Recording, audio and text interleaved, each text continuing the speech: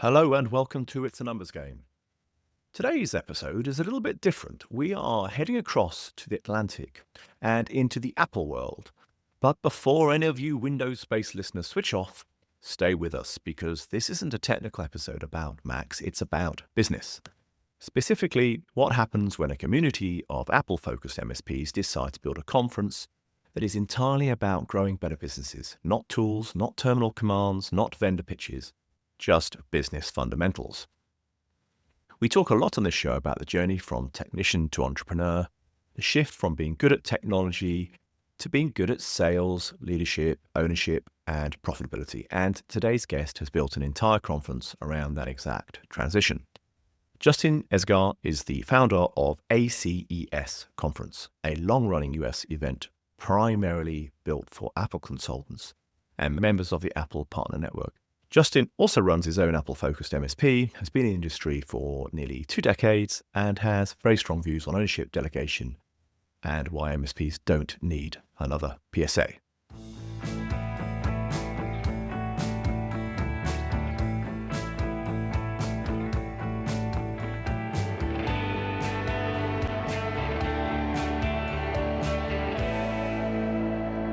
Justin, welcome to the show. Oh, thank you so much, Dan. Happy to be here. And you might be here again in the future as a guest host, having just discovered that ambition. And when Adam and I are on holiday, hopefully separate holidays, we'd love to have you do that for us. So, Can I practice? Go everybody? for it. What's up, everybody? Welcome to It's a Numbers Game with Adam and Dan. And some music there or something like that. I don't know. It's literally how I start every podcast that I do. And so I've kind of like cultivated like a little bit of a brand with like, what's up, everybody? I don't know why I started doing that one day, but every show that I either host or if I can guest on, I will try to usurp their show and do it. The trouble with this, Justin, is you're showing too much personality here. I'm sorry. We I'll do it like, we don't like to actually, encourage anyone to listen to the. I have to be very stoic. Is that what you want? Hello, everybody. Welcome to It's a Numbers Yeah, that's Game. better. Adam That's and better. Dan. Is that better? Yeah. yeah. And I think in a former life, I used to be a radio personality. I think it could be another one of the numerous careers that you could have. Absolutely, you're a natural for sure. Yeah. Thank you very much. Well, thanks for having me, guys. I'm very happy to be here.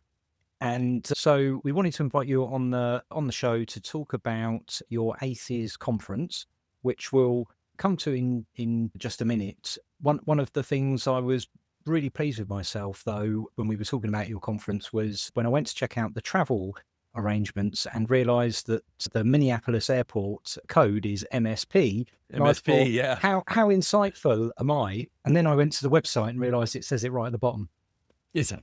We put it in as like a little, Yeah. as a little like Easter egg at the bottom of the page. It says, "Do you know that the Minneapolis airport is MSP?" Someone told me that also, and I didn't know because the conference travels. We don't stay in the same place ever. Which, if you ever organize conferences, you'll know is the worst possible idea. But whatever. And someone told me that one time, and I was like, "Oh, I have to find a way to like slip that in there." And so I had it. It was actually above the fold, and I was like, "This is unnecessary." So I moved it all the way to the bottom, like a Marvel movie post-credit scene. And yeah, you've inspired us to perhaps have an event ourselves there at some point in the future, or certainly it's part of our journey to discovering the US community. But tell us a little bit about the origins of the event and what if I'm a UK MSP, specifically in the Mac world, why should I come? Yeah, thanks so much. So you don't have to be, just put this out there, you don't have to be an Apple consultant to come to ACES conference. You can be a Windows-based MSP.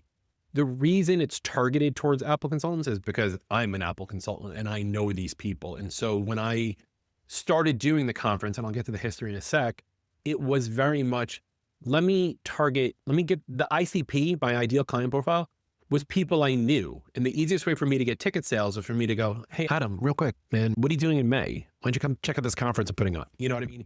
Because I would have been friends with Adam and known him through the magic that is what was the Apple Consultants Network. It's now called the Apple Partner Network, which is I think, in my opinion, the one major leverage point that Apple MSPs have over PC MSPs is that there is a program from Apple directly that we are all members of. and being those members, there's that community already, very technical minded, very like, how do I fix this thing or whatever? And that has allowed me to like cultivate these relationships through my Apple MSP over the last 17 years. So when I started the conference, we're going into our 12th year now. So we started in 2015, that I was able to just like hit up people I knew, right? And I needed speakers. And so I was like, well, I don't know anyone. So let me just hit up everybody I know. And that's what started this whole thing and whatever it is. So the conference isn't just about Apple because it's very business focused. We're actually the only business only focused conference that I know of, even in the PC space. I've been to a lot of the PC MSP conferences. And you may get a guy who comes up and talks about marketing or management, but then you get swarthed with 10 people telling you that they're going to protect your Office 365 from cyber threats. And you're like, I don't need this today. I already have someone who's doing it. We don't allow any of that. There's no pitching at our event. There's no sales on stage. Anyone who's a sponsor who speaks is not allowed to talk about their product either. They have to talk about something that the attendees can take home and use, whether they use their product or not. So we're very business focused. Okay, so history, how did this happen? I started my company in 2008, Virtua. I was already working for an Apple consultant prior. From 2004 and 2005, he sold his business to a local ISP. They had a Mac department. They didn't like us. They didn't care about us. Inevitably, whoever became manager of the Mac department got fired. 2008, it was my turn. I got fired. I started my business. I ran my business the way my old boss did. And to be honest, he was a terrible boss. My paychecks would bounce. He would yell at customers. Like, it was garbage. So I started going to these Apple conferences that had existed at that time. And they were all very technical focused. Here's how you deploy a printer to 400 computers with a terminal command. And I was like, I don't need this. And I started asking around to the people that were there, like, hey, what do you do for ticketing? And like, what do you do for billing? And like, how do you manage documentation? And no one had the same answer, let alone a good answer. And so it was very obvious to me that there was a market here to teach business tools to these companies, because I'm an entrepreneur first and a technologist second. That's my differentiator. Many MSPs are in the business because they were good at technology. I'm good at technology, therefore I'll start a technology business. But they forget to wear the other hats in running a business: marketing, sales, management, all those things. So that's what ACES started to be. It was about growing your business. Now, if you wisp away all of the other fluff, it's how do you make more money? That's all it is. How do you make more money? I have great stories. I have a guy who comes, I think it was year 3, I interviewed him, and he was like, prior to ACES, I was in business for 2 years and I was in the red 19 out of 24 months. Ever since my first ACES, never been in the red again. I'm like, beautiful. 10 out of 10, no notes, love it. That's what I want to hear. And so that's what that target has always been. And if it's topics around what to sell, how to sell, marketing, we actually bring a couple professional development people up. Melanie Curtis, who runs our ACES Mastermind program, she's a world record skydiver and a business coach. Sideline, full transparency, she's my business coach, and actually we hire her to be the business coach for anyone on my team as a benefit. She comes and talks about like pushing past your boundaries. Not last year, 2 years ago, we were in Salt Lake City. We had Sean Spencer, who's coming back for Minneapolis. He's an Olympian, and he's coming and he's speaking about like getting off your ass and doing things, right? What stops MSPs from growing their business is not which PSA they should be using. It's, can you maximize its efficiency and then go do something with it, right? Too many MSPs are busy like changing tools every other day because they see a shiny thing over there and they want to go buy that. Again, you already have Office 365 security. You already have a cybersecurity suite. You're already doing compliance. What makes company X better than company Y, right? Just because they gave you Legos at a conference because you gave them your business card, like big effing deal. So it has become a thing to really push the consultants further. Now, the funny part about this, in my opinion, there are 40,000 MSPs in the United States. About. There are only 350 registered Apple partners in the consultants program that, as of 2 years ago.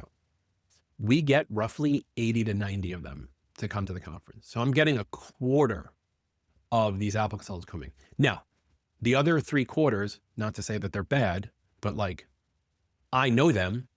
Some of them are doing great. They don't need the conference. Wonderful. Good for you. But all the other ones are always struggling and they're always asking questions. And I'm like, just come to the conference. Like, I'm giving you answers. Like, just get on the plane and learn. So yeah, that's what the conference is. It's about growing your MSP. None of the topics are Apple focused either. They're very generic. In fact, I figured out like a couple of years ago, and I've never been able to actually make this happen. I could take 98% of the content that we've done in the 12 years and replaced Apple consultant with doctor, lawyer, plumber, and it will still resonate with those people, right? How to sell, how to exit your business, how to make your business more profitable, how to sell more stuff, how to get more clients, how to do social, how to communicate, how to get more speaking gigs. I think we have someone coming this year who's going to talk about branding and being able to become a professional speaker, which is awesome. That's something that we've never done as a topic. Like, it's these topics to help you grow, and they're not Apple focused. The website is, but that's only because those are my people. But if you're a PC MSP, and we've had PC MSPs come before, buy a ticket, come check us out. That's it. Good episode. Good job, guys. Wrap it up. Put a bow on it. Be honest. When was the last time you actually felt in control of your MSP finances? The late nights chasing invoices, the cash flow stress, constant pressure to grow profit, it can feel never-ending. At MSP Finance Team, we've built the complete outsourced finance solution just for MSPs.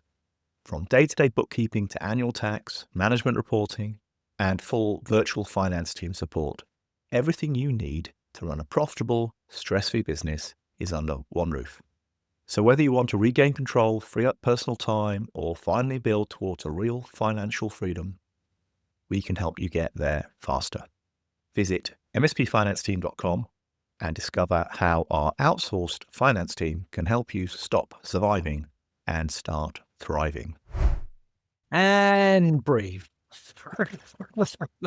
Really interesting, the last point you were talking about there. And for professional speaking, I've been in the Toastmasters program for 5 years. Adam's a former participant as well. And I'm running a speech at the moment, which talks exactly to your point, where I'm describing how the typical MSP owner, but could be an accountant, a solicitor, a business coach, who is a technician delivering a professional managed service, has to then go through the process of becoming a salesperson, a leader, and a shareholder in their business, and leaving behind the technician. Yeah. That ironically is the reason they're there at the beginning. But yeah, really interesting topic, and I'm really disappointed that I can't now come to the. You can. I saw your reason why you can't. You could still make it.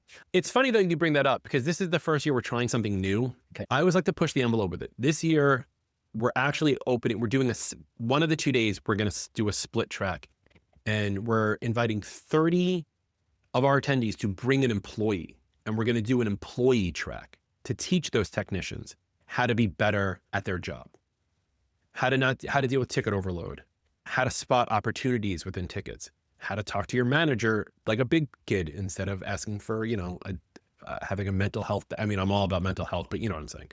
Like those things. So we're actually trying this out because normally it's single track, everybody in a room, but this time we're going to try to do a split off for some of the employees because we want those future. Because eventually they're going to grow out of being an employee, a technician. They're going to want to start their own consultancy if they like this industry. And that's how all the consultants got into the first place. So we're trying to grow them up also. It's funny that you mentioned that. But I still think you can make it. I still think you can do it. We'll figure it out. And it's just interesting, that strand you're looking at there about splitting out into a different, not decision maker, but different avatar in those MSPs. And I've certainly seen that work very well in other peer groups or events, especially where you've got the context of an owner as an island, lonely, maybe with a leadership team around him, and the leadership team are employees. Maybe they've got some sort of incentive, but they're not shareholders. And yet, and then you've got the guys on the desk as well. But all of these people play critical roles in this business, And often owner doesn't know how to communicate what he's facing, what he's dealing with.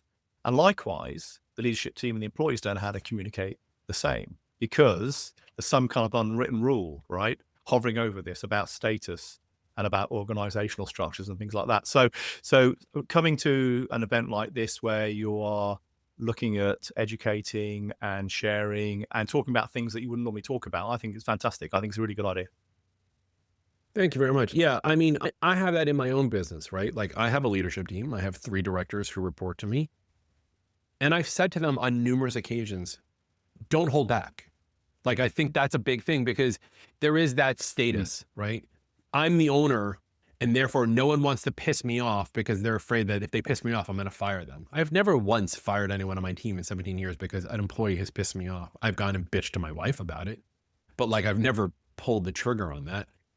And I want my employees, I'm a big believer in ownership. I'm like, take ownership of the problem, run with it. So like, here's a great example.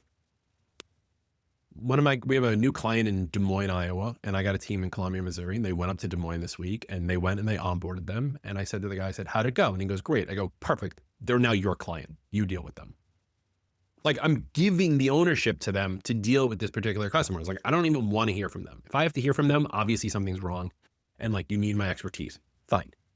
But I'm trying to push my team to take ownership of these problems. And I find that, especially in our industry, and you can track this through documentation as well, I'll show you in a second, that the buck always stops with the owner, sure, but the knowledge also seems to be locked by the owner.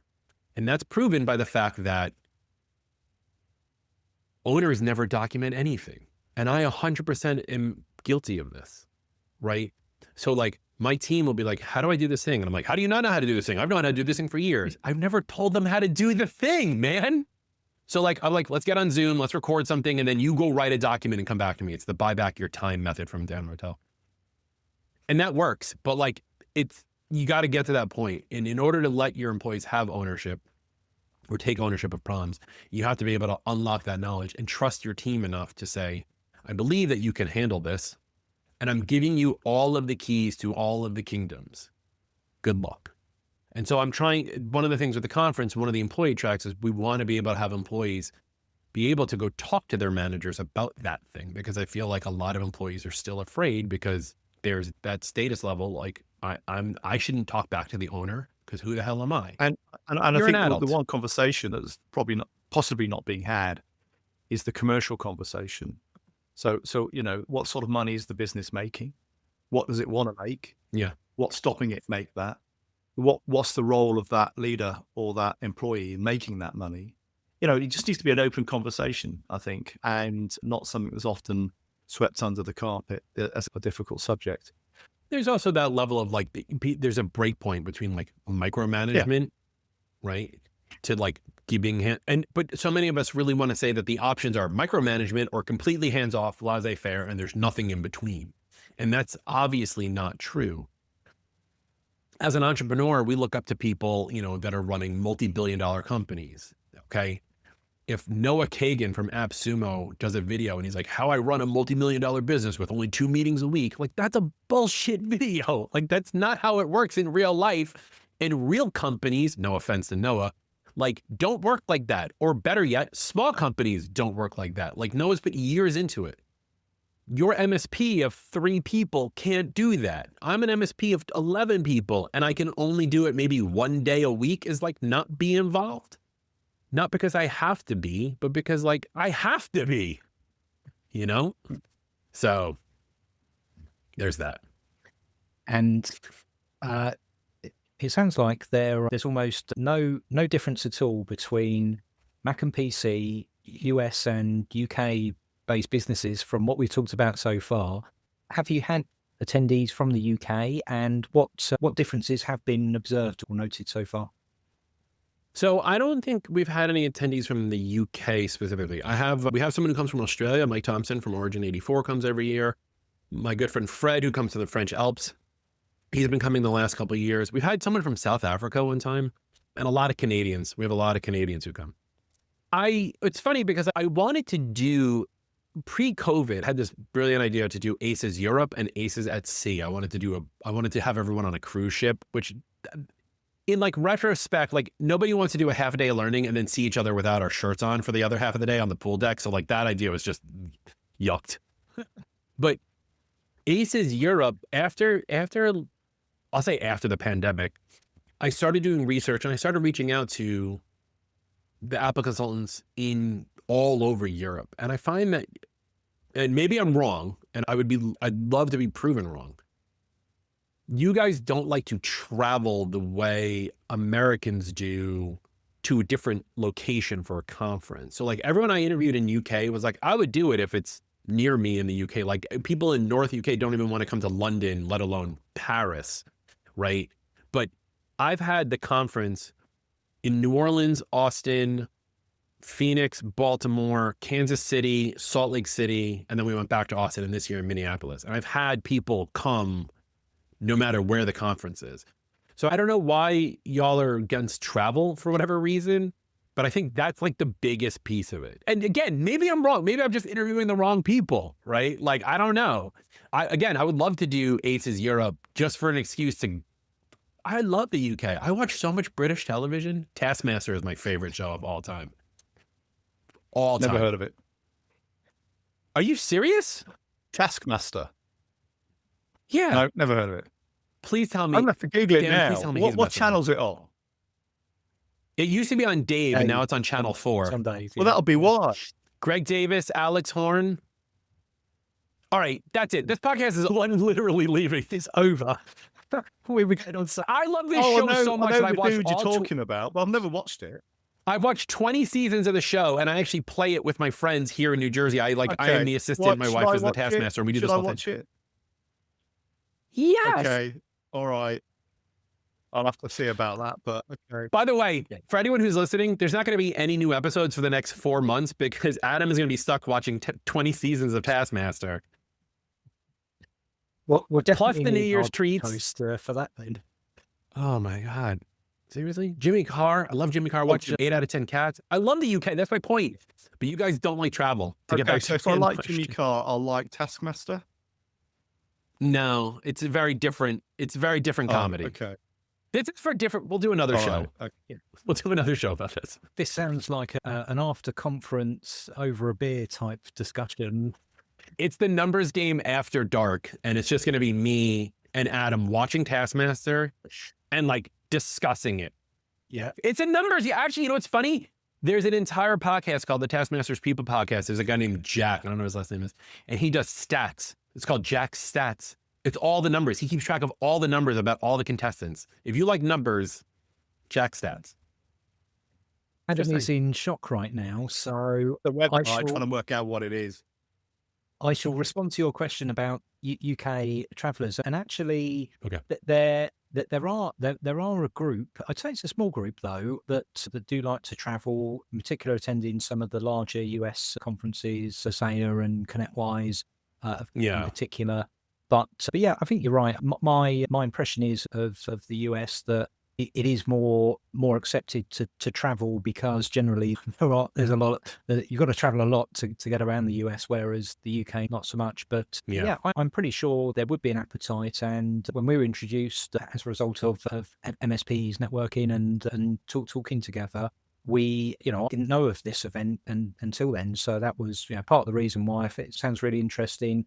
And actually, I think some in the UK would be interested in attending. So, and certainly Adam and I would be very happy to welcome you to the UK when you travel here and go on your favourite TV show tour of the UK. That'd be great. I did just get denied. I spoke at IT Nation in Orlando a couple weeks ago, and I did just get denied for IT Nation Europe. So if anyone knows Jessica Dimmitt over there, you can be like, no, we want Justin. Make it happen. Then I have an excuse to come to London. Yeah, I mean, we want to make it accessible to everybody. Mm-hmm. And, we keep the price as low as we can possibly keep it. It's 2 full days. All meals are included, breakfast, lunch, and dinner, both days. One of the days, and then breakfast, lunch the next day, snacks.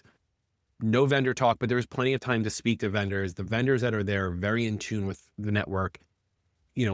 Added in the past, we've had Adigy, Backblaze, Drive Savers, I'm trying to remember them, Jamf, Fleet, Pax8, Dropbox. We've had a lot of the big names come through to be as sponsors, and we're going to be announcing all of ours. I don't know when this is dropping, but we're going to be announcing the first lineup of speakers and this first lineup of sponsors in January. And they're there, and it's very focused on that. The other piece that we did, and I just want to mention this real quick. My dad passed away in November of 2024, and he was a big part of the conference. Every year, my parents would come, and my dad would be on the ground helping me like tape electrical cables down so that way people could have power at the tables. And there was one year he came to my house, and I was like, I literally had like a beautiful mind moment. I was like drawing all over my windows, like how I'm going to lay out the HDMI cables to make everything work. And he was like, he didn't understand anything I was saying, but he was like really into it. He was trying to help me out and doing all these things. Unfortunately, he passed away in November of 2024. So we launched the Edward Esgar Scholarship, where for a new consultant to the conference, we'll pay for domestic, or we say free flight, but it's up to $1,000. We'll cover your hotel and the ticket to come. And that's you apply online. That's right there on the website. We implore people to come check it out. You get a possibility for a free chance to come to the show and learn. But, we've always wanted to honor my dad in that regard. Yeah, nice. For the show. So yeah, it's been really special to me and my family, but like, last year, Pat Dengler from Dengler Consulting in LA won, and it was great. And she was her first time coming, and she's like, this is the greatest thing. And like, I'm like, perfect. That's what it's about. It's 2 full days. It's real world work.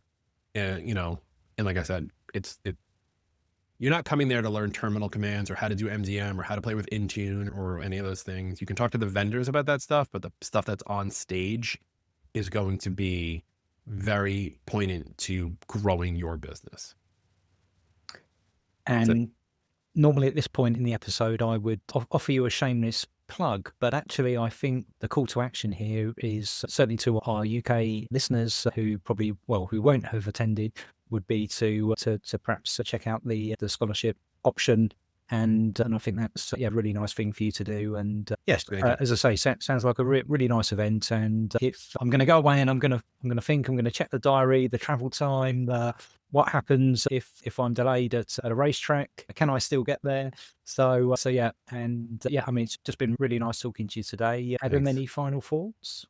Clearly I've had my knuckles wrapped on my TV watching habits, so I've got to go away and do some research on that.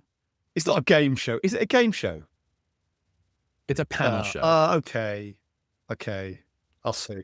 I would love for just all the listeners to hook into this one for a second. I would love for Adam to come to ACES next year and do a presentation on what I learned on how to grow my MSP from watching 20 seasons of Taskmaster. Got it. It's in the calendar now. I'm going to put it in now. I know there's no video, but you look so disappointed in me. The thing that would clinch this would be for you to say, yes, Daniel, there is a golf course nearby as well. Yes. Well, there's golf courses everywhere, even up there. I'm sure. All right. So I am not a golf player in any way, shape, or form. My 2 best friends here in New Jersey are, and I've promised myself that I would go take golf lessons and get really good without them knowing, and then ask if I can go on one of the golf trips with them, kick their butts, and then be like, well, I guess I mastered that, and never do it ever again. Mic drop. Yeah. Mic drop, walk off the green, drive off the green in my golf cart and be like, bye, and just like leave. And everyone knows, a couple of lessons, you get really good at golf. It's that easy. So yeah, you could just do that, obviously.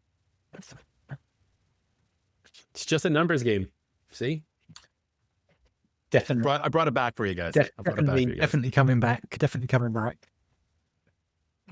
Justin, it's been really interesting talking to you. Thank you ever so much for your time, and maybe see you in May. Yes, thank you very much, gentlemen. Much appreciated. Come check us out, ACES Conf, and hopefully we'll see everybody in May. That'd be awesome.